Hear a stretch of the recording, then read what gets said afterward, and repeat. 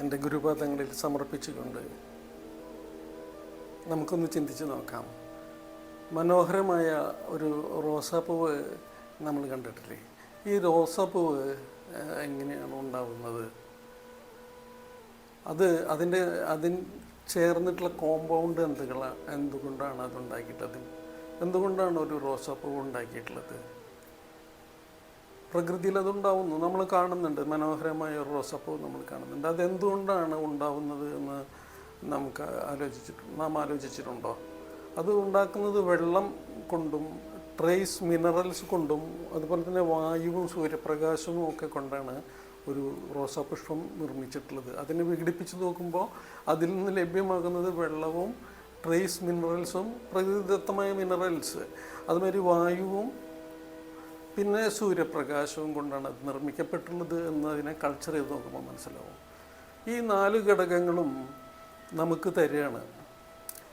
ഈ സൂര്യപ്രകാശവും അതുപോലെ വായുവും ട്രേസ് മിനറൽസും അതുപോലെ വെള്ളമൊക്കെ നമുക്ക് തന്ന് അതിന് ഒരു വലിയ പരീക്ഷണശാലയും തന്ന് അത് തയ്യാറാക്കാനായിട്ട് എത്ര ബില്യൺസ് ആൻഡ് ബില്യൺസ് റുപ്പീസും തരികയാണ്. അതിന് വേണ്ട നിങ്ങളത് കൂട്ടിച്ചേർത്ത് ഈ വെള്ളവും വായുവും ട്രേസ് മിനറൽസും സൂര്യപ്രകാശവും ചേർത്ത് ഒരു റോസാ പുഷ്പം നിർമ്മിക്കാൻ നമ്മളോട് പറഞ്ഞാൽ നമുക്ക് സൃഷ്ടിക്കാനായിട്ട് സാധിക്കും എന്ന് നമുക്ക് തോന്നുന്നുണ്ടോ? മറ്റു പല രീതികളൊക്കെ നമ്മൾ വളർത്തിയെടുക്കുന്നതൊക്കെ മറ്റു രീതികളൊക്കെ ഉണ്ട്. പക്ഷേ ഈ 4 ഘടകങ്ങളും തന്ന് നമുക്ക് ഒരു റോസാപ്പൂവ് സൃഷ്ടിക്കാനായിട്ട് സാധിക്കുമോ? റോസാപ്പൂവിൻ്റെ കൊമ്പ് വെട്ടിയിട്ട് കുഴിച്ചിട്ടാൽ അതിന് റോസാപ്പൂ ഉണ്ടാവുമെന്നൊക്കെ നമുക്കറിയാം. അല്ലെങ്കിൽ അതിനെ പല രീതികളിലാക്കി മാറ്റാനായിട്ട് ടിഷ്യൂ കൾച്ചറൊക്കെ ചെയ്യാൻ പറ്റുമെന്നൊക്കെ നമുക്കറിയാം. പക്ഷേ ദൈവം എത്ര കോംപ്ലക്സായിട്ട് ആണത് വളരെ ഓരോ കാര്യങ്ങൾ പ്രകൃതിയിൽ ചെയ്യുന്നത്. അത് നമുക്കൊന്ന് അതിനെക്കുറിച്ചൊന്ന് വിലയിരുത്തി നോക്കേണ്ടത് ആവശ്യമില്ലേ? അപ്പോൾ existence of God is self evidence. ഈശ്വരൻ്റെ സാന്നിധ്യം അവിടെ പ്രകടമാണ്. ഒരു മനുഷ്യന് സാധ്യമല്ല. ഈശ്വരൻ എന്ന ദൈവം എന്ന ഒരവസ്ഥ അത് നമുക്ക് നമ്മുടെ ചിന്തകൾക്കൊക്കെ വളരെ അപ്പുറമായിട്ട് നിൽക്കുന്ന ഒരവസ്ഥ തന്നെയാണ്.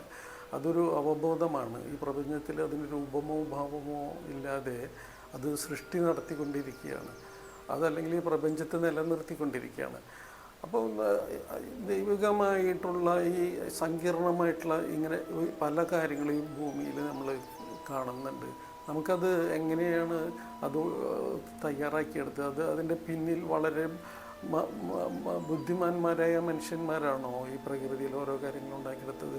മനുഷ്യന്മാർക്ക് വളരെ അത്ഭുതകരമായ കാര്യങ്ങൾ, ശാസ്ത്രീയമായിട്ടുള്ള പല കാര്യങ്ങളും അവർ കണ്ടെത്തുന്നുണ്ട്. പക്ഷേ മനുഷ്യനെ സൃഷ്ടിച്ചത് ആരാണ്? ഇങ്ങനെ ബുദ്ധിയുള്ള ഏത് ഫാക്ടറിയിലാണ് സൃഷ്ടിക്കപ്പെട്ടത് എന്നുള്ളത് നമ്മളൊന്ന് ആലോചിച്ച് നോക്കുന്നത്. അപ്പോൾ ഇത് തന്നെയാണ് ദൈവികമായ ബുദ്ധിയുടെ തെളിവ്. ഓരോ സൃഷ്ടിയുടെയും പിന്നിലും ദൈവിക കരങ്ങളുടെ അമാനുഷികമായ ബുദ്ധി പ്രവർത്തിക്കുന്നതായിട്ട് കാണാം. അല്ലെങ്കിൽ ദൈവത്തിൻ്റെ ഒരു കൈപുണ്യം അവിടെ പ്രകടമാണ്. നാം തിരിച്ചറിയേണ്ടത് 4 ഘടകങ്ങൾ നമുക്ക് തന്നിട്ട് അതുകൊണ്ടൊരു റോസാപ്പൂവ് ഉണ്ടാക്കാനായിട്ട് പറഞ്ഞാൽ അതിന് എത്ര ബില്യൺസ് ആൻഡ് ബില്യൺസ് ചിലവാക്കിയാലും നമുക്കത് സൃഷ്ടിക്കാനായിട്ട് പറ്റില്ല. അത് ആരാണ് സൃഷ്ടിച്ചത്? അവർക്ക് തന്നെയാണ് അത് സൃഷ്ടിക്കാനായിട്ട് സാധിക്കുള്ളൂ. ഈ ഘടകങ്ങളൊക്കെ ചേർത്ത് ഒരു മനോഹരമായ റോസാപുഷ്പം ഉണ്ടാക്കുന്നത് പോലെ തന്നെയാണ് ഈ ലോകത്തിലെ, പ്രപഞ്ചത്തിലെ അല്ലെങ്കിൽ ഭൂമിയിലെ നാം കാണുന്ന ഓരോ വസ്തുക്കളും സൃഷ്ടിക്കപ്പെട്ടത്. അതിൻ്റെ പുറകിലുള്ള ഫാക്ടറി എവിടെയാണ്? എവിടെയാണ് നിർമ്മിക്കപ്പെടുന്നത്? ഓക്കെ, ഇത് നിങ്ങളുടെ ചിന്തയ്ക്ക് വിടുന്നു.